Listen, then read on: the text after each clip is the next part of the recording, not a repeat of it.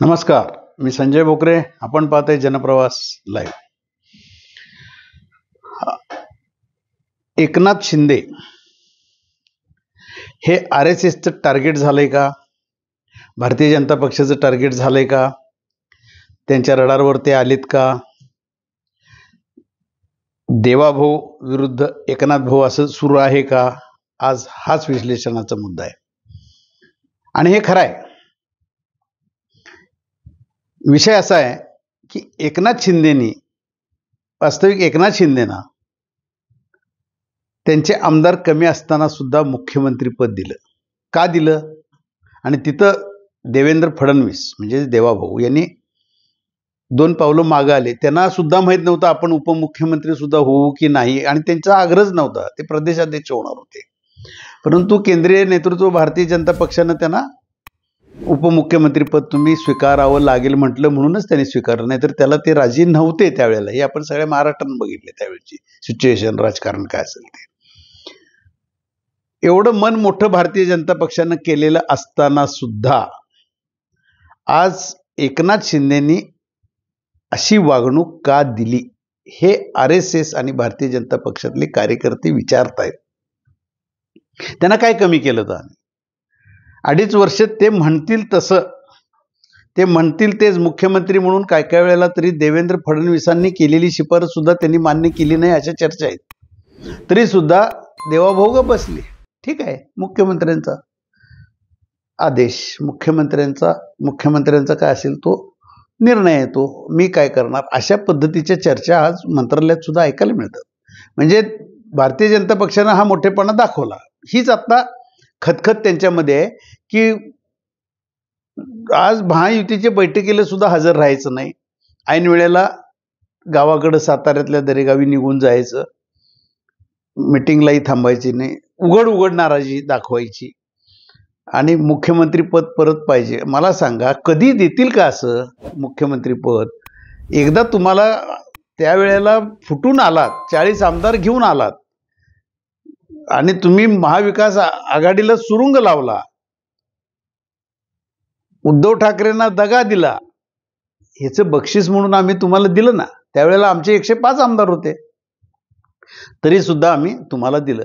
परंतु दरवेळेला मला आज एक कळत नाही, उद्धव ठाकरे यांना पण 2.5 वर्ष मुख्यमंत्री पद दिलं असतं निवडणुका झाल्यावर 2019ला, तर युती राहिलीच असती ना.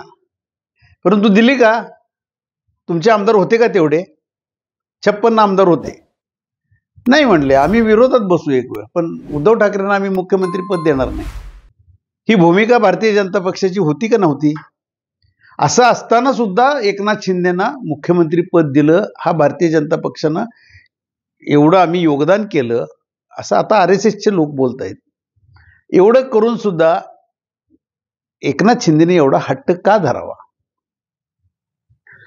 बरं, आता भारतीय जनता पक्ष आणि अजितदादांनी सुरुवातीलाच पाठिंबा दिल्यामुळं बहुमत तर आहेच, हे दिसतंय. तरी सुद्धा आता मुख्यमंत्री पद नाही, निदान गृहमंत्री, तर गृह खातं तरी द्या.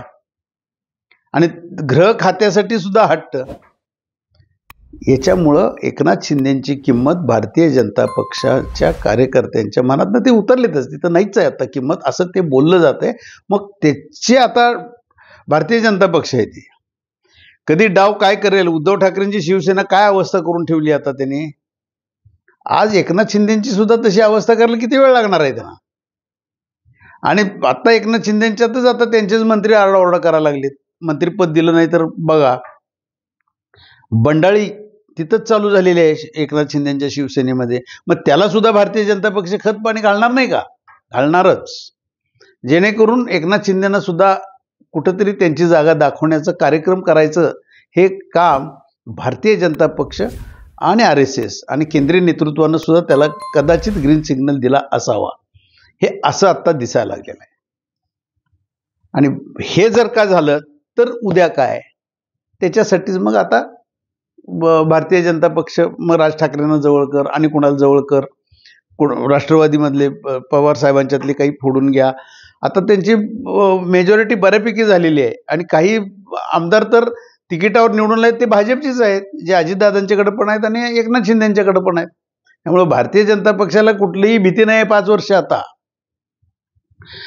परंतु एकनाथ शिंदेच्यावर आता कशा पद्धतीनं भारतीय जनता पक्ष डाव काढेल हे सांगता येत नाही. कदाचित उद्या मंत्रिपद सुद्धा देताना कमी सुद्धा करतील, नाही आम्ही तुम्हाला एवढी देऊ शकत, असं सुद्धा होऊ शकेल. आणि कदाचित देतील सुद्धा, पण आपले आपणच पाठवलेले त्यातले करतील मंत्री. एकंदरीत देवाभाऊ भारतीय जनता पक्षाचं केंद्रीय नेतृत्व आणि RSS लॉबी एकनाथ शिंदेना टार्गेट केलेलं आहे आणि एकनाथ शिंदेना त्यांची जागा दाखवणार, त्यांचा कार्यक्रम करणार या भूमिकेतनं ते निघालेले असावेत. मला कळालेली माहिती अशी आहे की आत्ताच त्यांचे जिथं जिथं मुख्य माणसं नेमलेली होती त्यांनी, मग ते आरोग्याचं सगळं बघणारे मंगेश चिवटे असतील, त्यांना त्यांनी पदमुक्त केलं तिथनं. म्हणजे एक एक कार्यक्रम चालू झाला. एकनाथ शिंदेचे महत्त्वाच्या हुद्द्यावर जी कोण बसलेली असतील, अधिकारी सुद्धा, पोलीस डिपार्टमेंटमध्ये सुद्धा, तर ते पोलीस डिपार्टमेंट अर्थात ते आधी देवेंद्र फडणवीस यांच्याकडेच होतं, तरी सुद्धा मुख्यमंत्र्यांचे सुद्धा काही अधिकार असतात ना. मग इतर विभागात सुद्धा ते असू शकतात, IAS ऑफिसर, IPS ऑफिसर. तर ते आता सुरुवात झालेली आहे. आता उद्याच्या काळात दिसून येईल हे किती विकोपाला जाणार आहे आणि देवेंद्र विरुद्ध एकनाथ हे युद्ध कुठल्या टोकाला जाईल हे मात्र बघावं लागेल. आज हितच थांबू.